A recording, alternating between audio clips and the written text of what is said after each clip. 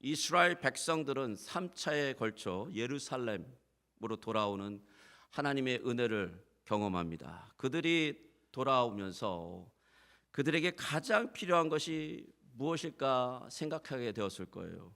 그리고 그 결과로 첫 번째 성전을 지었습니다. 생각을 해보니까 예배 중심이었던 이스라엘 백성들에게 다시 성전을 지어진 것은 예배를 향한 그들의 마음이 회복되었다라는 것이에요. 정말 감사한 일이죠. 그 다음으로 성벽을 짓는데 성벽보다 성전이 먼저 지어졌다라는 게 아주 중요한 점이에요. 세상 사람들은요, 무엇인가를 지키기 위해서 지금 성전을 짓고 예배를 지키는 게 중요하잖아요. 그러려면 그걸 지키기 위해서 먼저 밖에 중요하게 테두리를, 그러니까 보호막을 먼저 쳐야 되는 거예요. 그게 성벽이잖아요.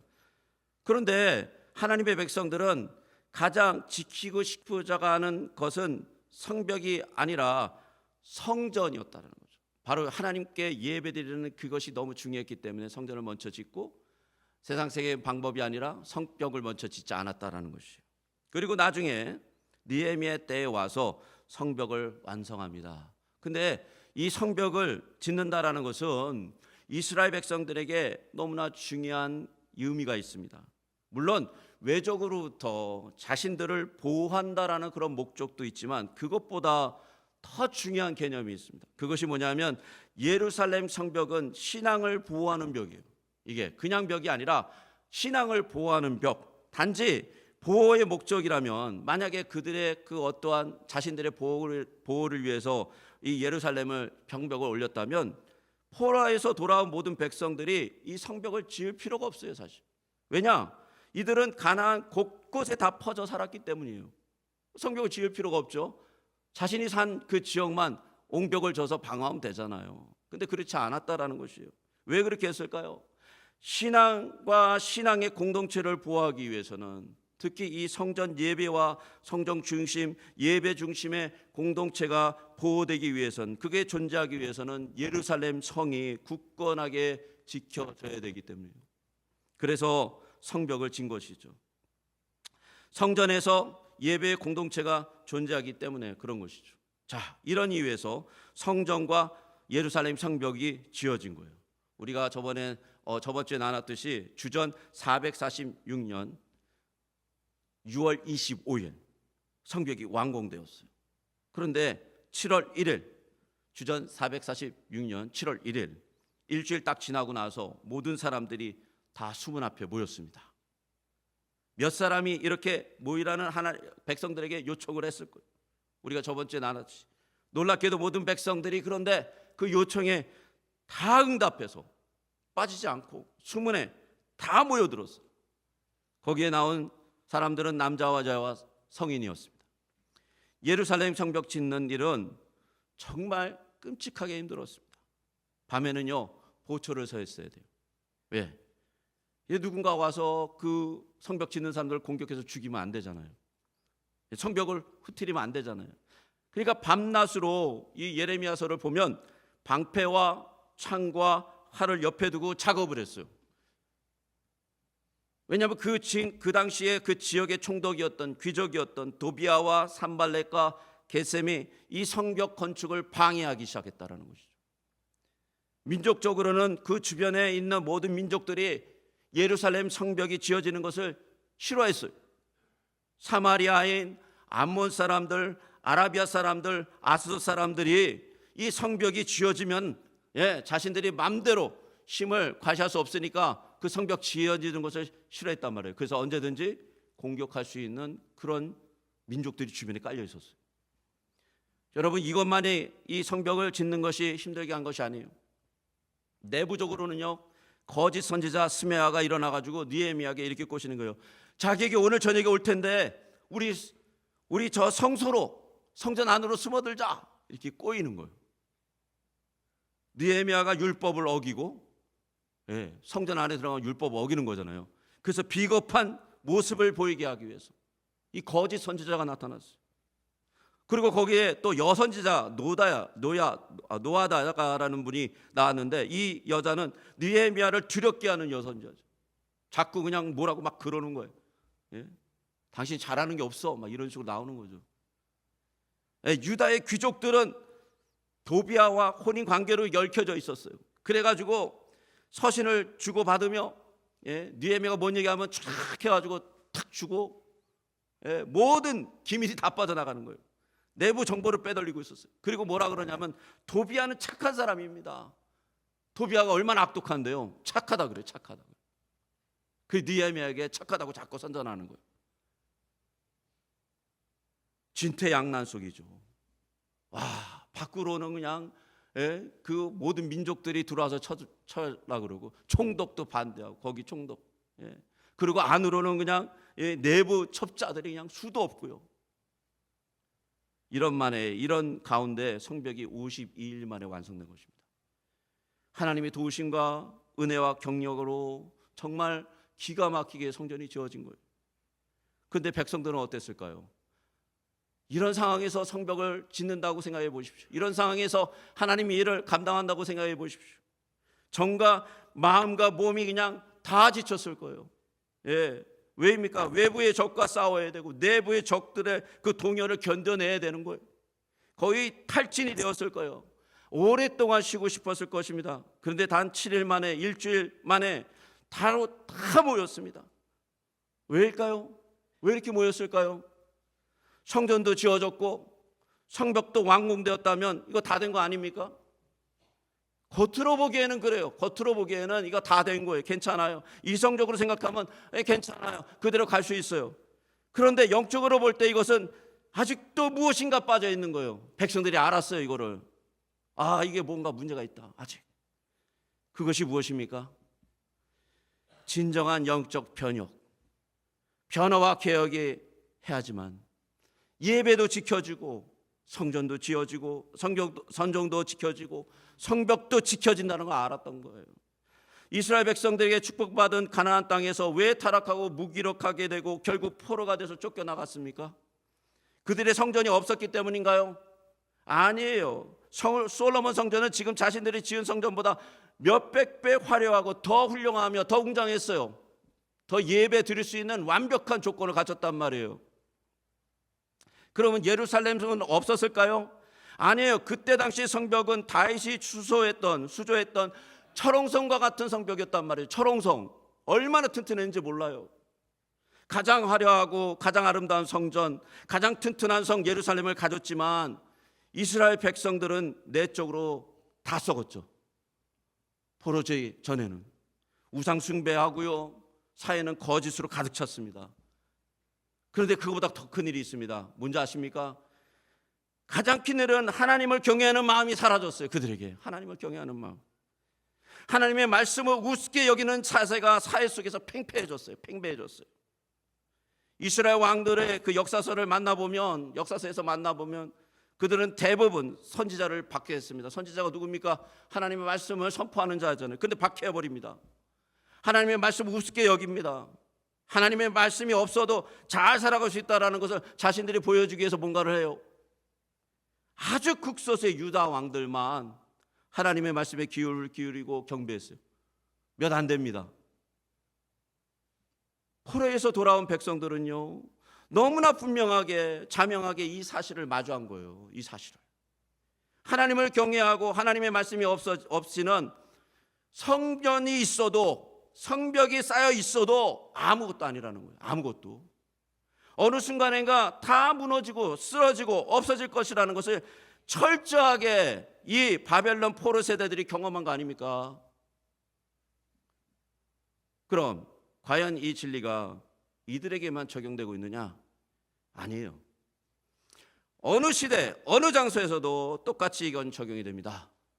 아무리 성전이 있어 예배를 드린다고 하더라도 만약 그 공동체가 진정한 변화와 개혁이 없다면 없어지고 쓰러지고 말 거라는 거예요.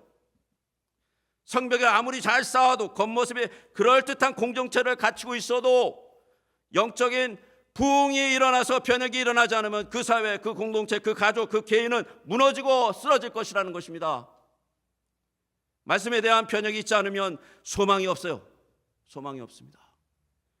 오늘 우리 모두에게 이 하나님의 말씀이 큰 은혜로 임하여 우리의 삶 속에 말씀의 변혁이 일어나기를 주님의 이름으로 축복합니다.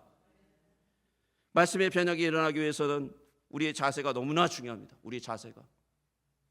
그게 오늘 느헤미야 8장이 보여주는 말씀이에요. 선포되는 말씀이 하나님의 말씀으로 받아들이는 것인가, 아니면 그저 들려오는 소식적으로 소리 정도로 인식하는 것인가, 아니면 한 사람의 그냥 말로 듣는 것인가, 여기서 결정이 돼 버립니다.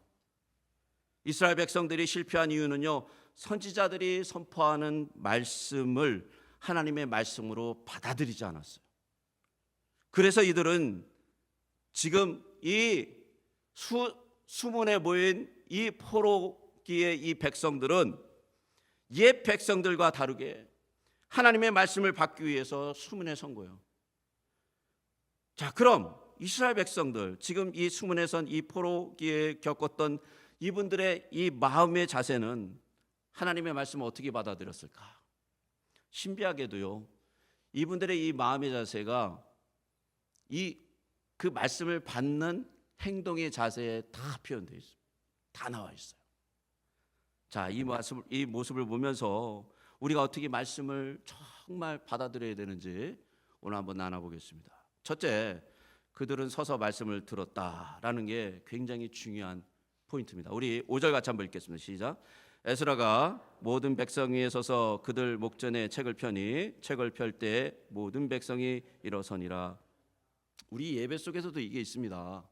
의식 속에 원래는 말씀을 들을 때 모두 일어나서 말씀을 듣는 거예요.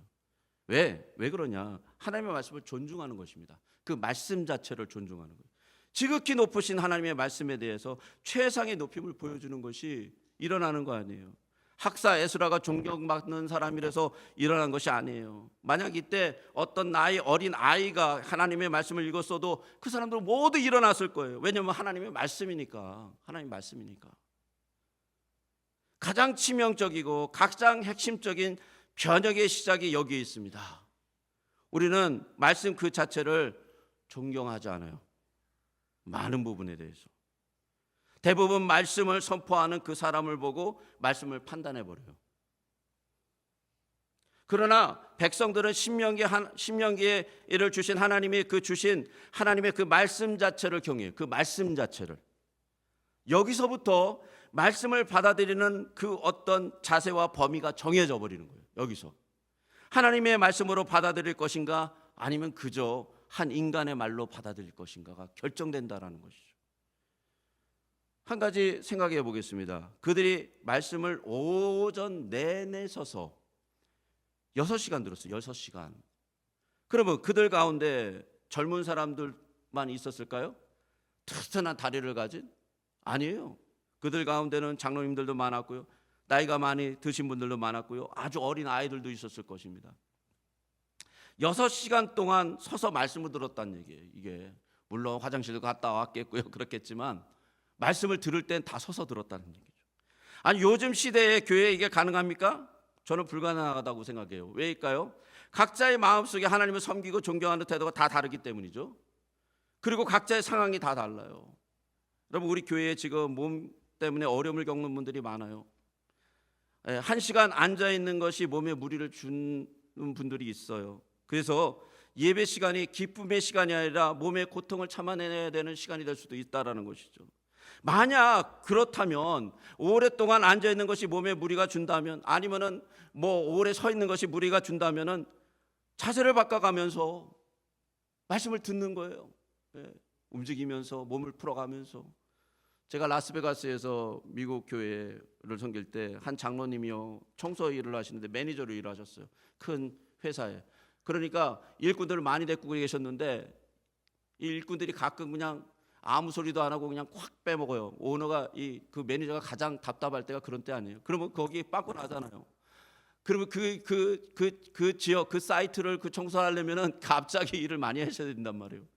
근데 그게 일주일에 막 몇 번 빵꾸 나는 그런 경우도 있단 말이에요. 그러면은 이분이 주일 아침이 아주 피곤하세요. 제가 봐도 피곤이 눈에 껴 있어요. 그럼 이 장로님이 오면 가끔 예배 시간에 일어나세요. 일어나서 서서 걸어 다니세요. 졸음이 오니까. 그러면서 말씀을 들어요. 성도들 가운데 정말 졸음이 오는 분들은 말씀에 집중하고 싶어서 일어나. 그냥 조는 것이 아니라, 그냥 무시하는 것이 아니라, 오늘 말씀 왜 이렇게 길어, 그런 게 아니라 일어나서 말씀 집중하는 거예요.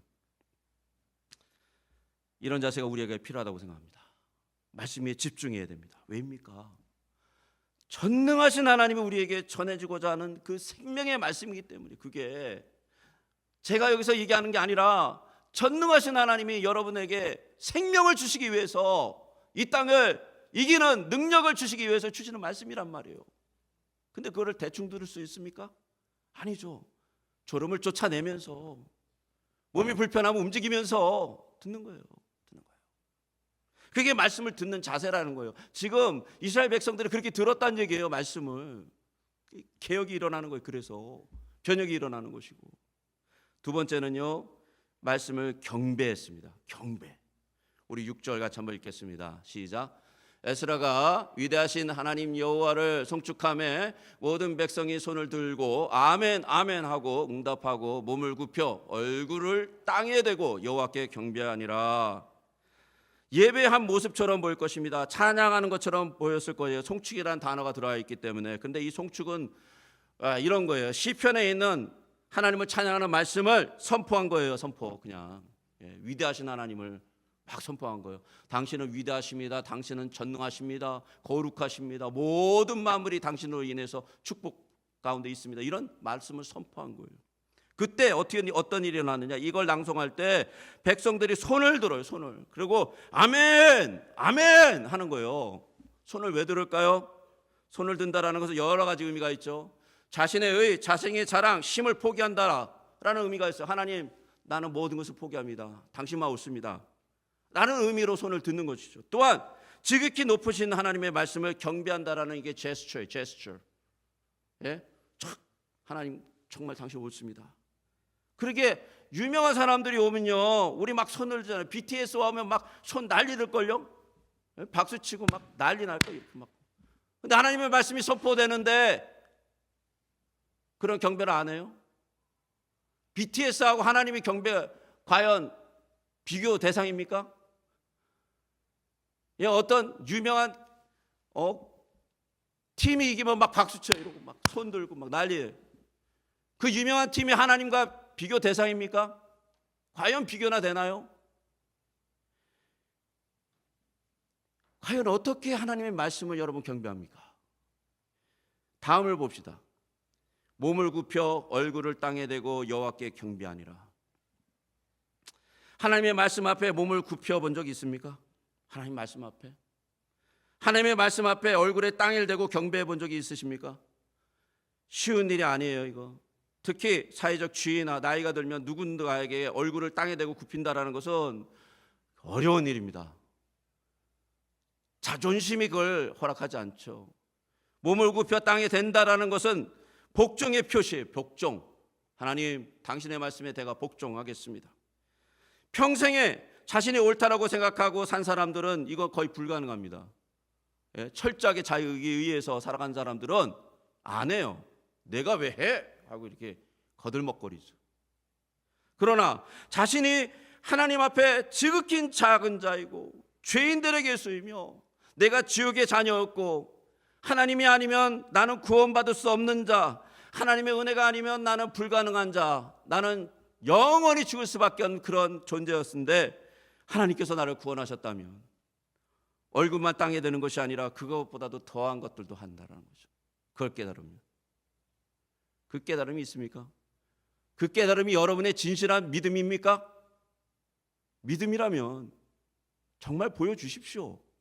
말로만 하지 말고 그런 척하지 말고 하나님 앞에 하나님 말씀을 정말 그렇게 경배하란 말이에요. 경배. 제가 라스베가스에 있을 때 미국 교회를 섬길 때 흑인 장로님 한 분이요, 제 아내와 제가 새벽 기도한다는 것을 알고 같이 조인하자고 같이 하겠다고 그러고 오셨어요. 새벽 기도를 하시는데 첫날서부터 그랬어요. 이분이 희한한 자세로 기도를 하시는 거예요. 자기 키가 그냥 6척, 저보다 한 뼘이 더 넓어요. 그런데 그런 매트 하나를 가져오셨어요. 둘둘 말아가지고. 근데 그거를 쫙 피는 거예요, 이 강단 앞에. 그리고 나서 그냥 프로스트레이트, 그냥 팍 자빠지는 거예요. 거기 매트에 완전히 엎드리는 거, 완전히. 그래서 내가 저렇게 왜 기도를 하시지? 옆에서 나는 의자에 앉아서 기도하는데 이게 미안한 거예요. 내가 처음에 적응이 안 되는 거예요. 막 그러고 막 기도를 하시는데 이러고. 근데 나중에 보니까 이 모습이 하나님 앞에서 자신을 복종시키는 그 느헤미야에서 나오는 자세, 이게 여러분, 이분의 나이가 그때 64세였습니다. 하나님을 향한 열정과 사랑과 충성과 복종이 충만했어요. 그분이 고등학교 졸업장밖에 없었어요. 마린 갔다 오셨어요. 아주 와일드한 삶을 사셨어요. 그런데 하나님께 복종하는 그 마음의 자세로 신학대학을 졸업하고 지금은 켈빈 세미나리의 MD 목회학 박사 과정을 하고 있고요. 지금 이분은 목사님이 되셔서 제가 섬기던 교회를 잘 섬겨주고 계세요. 하나님께 복종하는 자세를 취하는 것이 변혁의 시작입니다. 백성들의 복종 속에 하나님만 높으신 분이고 그 하나님이 자신들을 포로에서 돌아오게 하셨고 기적적으로 성전과 성벽을 회복하게 하셨고 이제 자신들을 온전하게 지키실 보호자 되심을 온전하게 고백하는 그것이 바로 복종의 자세라는 것이죠. 하나님 앞에 그 하나님의 말씀이 선포될 때 온몸을 던지는 거예요. 온몸을 던지는 거예요. 세 번째, 그 말씀을 듣고 깨닫고 회개해야 돼요. 회개했다. 그들은 말씀을 듣고요, 깨닫고 회개했습니다. 8절과 9절 같이 한번 읽어보겠습니다. 시작. 하나님의 율법책을 낭독하고 그 뜻을 해석하여 백성에게 그 낭독한 것을 다 깨닫게 하니 백성이 그 말씀을 듣고 다 우는지라. 총독 느헤미야와 제사장 겸 학사 에스라와 백성을 가르치는 레위 사람들이 모든 백성에게 이르기를 오늘은 너희 여호와 하나님 여호와의 성일이니 슬퍼하지 말며 울지 말라 하고. 하나님의 말씀을 듣고 깨닫는 것이 중요합니다. 하나님의 말씀을 듣고 깨닫지 못하면 변혁이 일어나지 않아요. 말씀이 깨달아지려면 말씀의 내용이 분명하게 전달돼야 돼요. 백성들에게 신명기 내용이 정확하게 전달되었습니다. 근데 이들에게 그러면은 말씀이 아주 쉽게 전달되었느냐? 아니에요. 이들은요, language barrier가 있었습니다. language barrier. 어떤 language barrier가 있었느냐? 이분들이 포로기로 70년 동안 있다 왔잖아요. 그럼 이분들 대부분은 어떤 분들이냐? 포로기에 태어난 분들, 2세들. 세컨드 제너레이션들. 우리가 잘 알지만 미국에 태어난 세컨드 제너레이션들 한국어 합니까? 해요? 못해죠. 못해요. 거의 못해요. 그저 몇 마디 알아듣죠. 이분들에게 똑같습니다. 그 포로기에서 바벨론에서 자란 그 이방의 언어는 잘 알아요. 그건 잘하죠. 다행히도 집안에서 아람어를 사용했어요. 아람어는 그냥 스피치 언어예요. 그 당시에. 근데 이거는 헬라어가 아니 히브리어가 아니에요. 성경을 볼 수 있는 단어가 아니에요. 그 언어가 아니에요. 히브리어를 모르는 사람들이었단 말이에요. 이분들이 지금 랭귀지 배려, 문화 배려가 있었어요. 이들에게 아람어로 다시 통역해서 해석을 해준 거예요.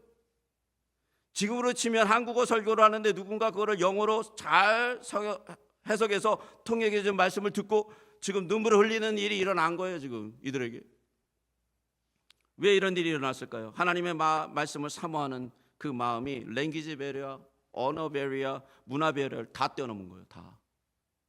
우리는 어떻습니까? 넘어서는 걸 귀찮아해요. 조금이라도 예배 시간에 또는 예배나 교회 일에 관해서 불편한 일이 생기면 바로 마음이 상해버립니다. 때로는 제가 이렇게 매고 온 넥타이가 마음에 안 들어서 그날 설교를 안 듣는 사람도 있어요. 황당하죠? 자신에게 귀찮은 일이 생길 것 같으면 불편합니다. 예배를 하나님 앞에 자신을 드리는 living sacrifice, 자기가 자신을 온전히 하나님 앞에 드린다라는 것이 아니라 예배를 뭘로 합니까? 관정이에요. 관정. 보고 느끼고 받고 경험하러 오는 그런 예배를 드리려고 와요. 이런 마음으로 나오니까 과연 거기에 하나님의 말씀에 복종하겠다, 순종하겠다는 마음이 있습니까? 없죠. 당연히. 그러니까 말씀이 역사됩니까? 안 되죠, 당연히. 하나님 앞에 나와서 하나님의 말씀을 듣는다라는 것이 우리의 최고의 목적이 돼야 돼. 예배란 거룩한 하나님의 말씀의 선포 아래 자신을 드러내는 거예요. 자신이 부족함을 다 드러내는 거예요. 그리고 그 앞에 엎드리는 거예요. 그리고 그 앞에 자신을 다 내어놓고 회개하는 거예요. 그 말씀 앞에 복종하는 거예요. 그래서 예배라는 이 단어는 잘 알듯이 영어로는 worship이고요. 앵글로색슨어로는 어떻게 있는지 모르겠습니다. worthy stripe 뭐 이렇게 worthy strap 뭐 이렇게 읽나요? 일단 그렇게 나와 있는데 여기서 시작된 거예요. 근데 이 단어 자체가 뭐냐면 복종하다라는 의미가 있습니다. 그래서 랄프 마틴은 예배에 대해서 이렇게 정리를 했습니다. 하나님을 예배하는 것은 그분께 최고의 가치를 부여하는 것입니다. 왜냐하면 오직 하나님만이 존귀하신 분이기 때문입니다 라는 거예요. 그분이 정말 대단하기 때문에 내가 복종하는 거예요. 그분이 정말 위대하기 때문에 내가 순종하는 겁니다. 그게 예배라는 것이에요. 최상의 가치, 최고 높은 최고자와 함께한다는 그 시간, 그 교제가 예배예요. 여러분, 보이지도 않고 만질 수도 없는 분들께 우리가 어떻게 이렇게 할 수 있을까요? 단 한 가지 우리에게 하나님이 주신 게 있어요. 그게 뭔지 아십니까? 하나님의 말씀입니다. 말씀을 우리에게 주셨어요. 그러므로 주일은 이런 최고의 하나님과 함께 기뻐하고 감사하며 그분의 말씀을 배우고 그분의 말씀을 경배하고 그 말씀의 나를 어떻게 살 것인가 적용시키며 점검하며 일주일을 리셋하는 시간을 하나님 말씀으로 다시 깨끗하게 돌리는 거예요. 정결하게, 거룩하게. 느헤미야와 그 모든 백성들은 하나님 앞에서 리셋을 경험합니다. 놀랍게도 정말 그렇게 나왔더니요, 리셋돼요. 완전히 새로워집니다. 그들의 죄로 인해서 너무나 슬펐어요. 생각해 보십시오. 자신들이 포로로 끌려갔던 것, 그 치욕스러운 삶을 살았던 것은 다 하나님의 말씀을 듣지 않았기 때문에 생긴 일이잖아요. 그 아픔과 슬픔을 생각하니까 진정으로 회개가 터져 나왔어요. 마음이 아픈 거예요. 울었겠죠. 통곡했겠죠. 이렇게 진정으로 하나님의 말씀을 듣기 시작하니까 놀라운 변화가 생겼는데 그들의 심령에 기쁨이 넘쳐났습니다. 근데 이 기쁨이 어떻게 넘쳐난 줄 아세요? 그냥 성령이 역사하셔서요? 물론 역사하셨죠. 그런데 말씀의 선포로 시작됩니다. 그게 시작이에요. 볼까요? 자동으로 되지 않았습니다. 9절에서 12절 말씀이에요. 제가 읽어봐 드리겠습니다.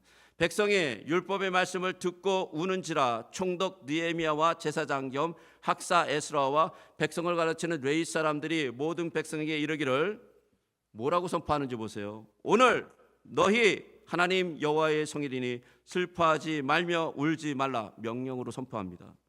느헤미야가 또 그들에게 이르기를, 너희는 가서 살찐 것을 먹고 단 것을 마시되 준비하지 못한 자에게 나누어 주라. 이 날은, 다시 선포하죠, 우리 주의 성일이니 근심하지 말라. 여호와로 인하여 기뻐하는 것이 너희의 힘이니라.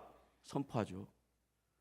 레위 사람들이 모든 백성을 정숙하게 하며 이르기를, 오늘, 또 선포하잖아요. 오늘 성일이니 마땅히 조용하고 근심하지 말라 하니. 말씀 선포를 3번 하잖아요. 근데 이 말씀 선포를 그대로 받아들여요. 그대로 그냥 받아들이는 거예요. 어떻게 됐습니까? 모든 백성이 곧 가서 마시며 나누고 주고 크게 즐거워하니. 놀랍죠. 하나님의 말씀을 받아들이는 거 이런 거예요. 예, 이런 거예요. 그냥 대충 듣는 게 아니에요. 하나님의 말씀으로 듣는 거예요. 그리고 그것을 나 삶에 직접적으로 적용하는 거예요. 내 마음을 그걸로 바꿔가는 거예요. 그랬더니 어떻게 됩니까? 즐거움이 일어나는 거예요.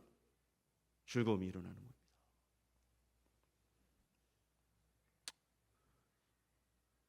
제가 5분만 더 사용하겠습니다. 지금 벌써 30분 설교했는데요. 25분, 5분만 더 하겠습니다. 엘리 제사장의 2 아들이 있었죠. 아주 타락한 제사장들이었습니다. 하나님을 우습게 여겼죠. 하나님 앞에서 자기 마음대로 제사를 드리기 전에 하나님이 드려야 될 그 제사 제물을 손을 댔습니다. 고기를 포크로 팍 찍어가지고 가져오고요. 생고기 달라 그래서 안 주면요, 막 깡패들 시켜가지고 내가 그냥 어떻게 할 거야 그러면서 막 뺏어왔죠.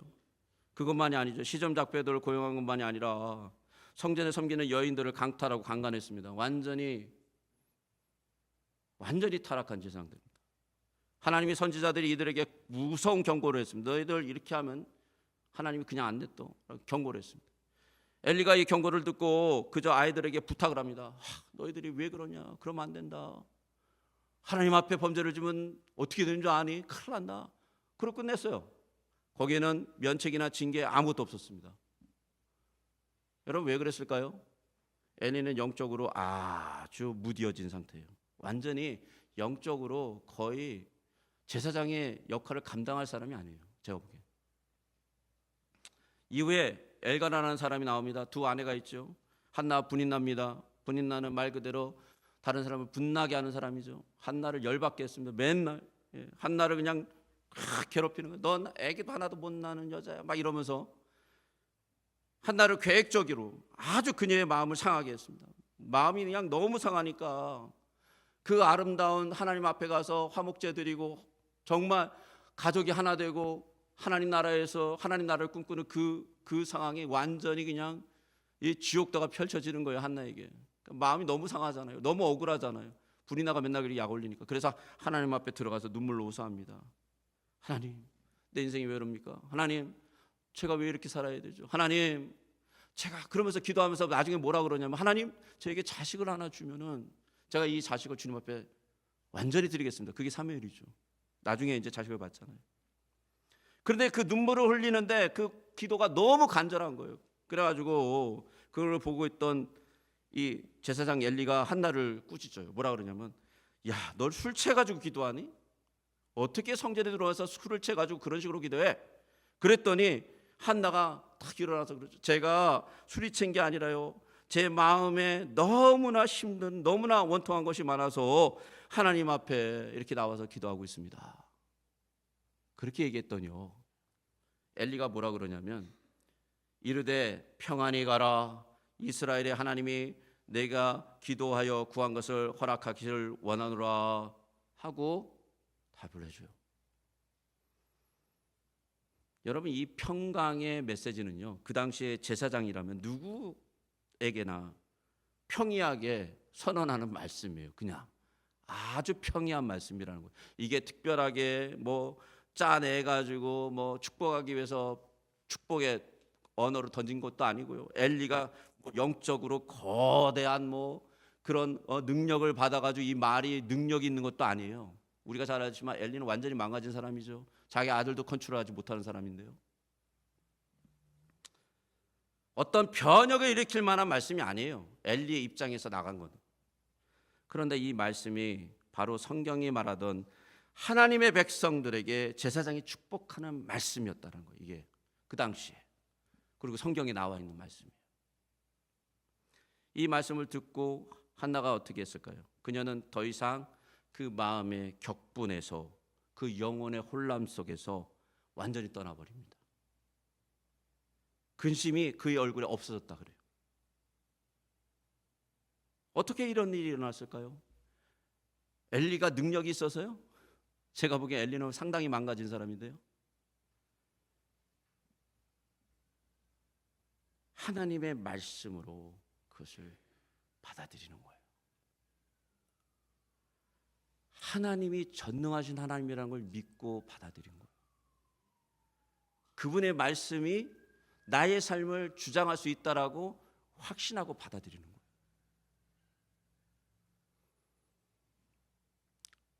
벨리 중앙장로교회가요 2026년 그 변혁과 변화와 개혁을 맞이고 싶다면은 우리의 삶 속에 정말 영적으로 충만한 변화를 맞고 싶다면 여러분 선포되는 말씀을 하나님의 말씀으로 듣기를 주님의 이름으로 축복합니다.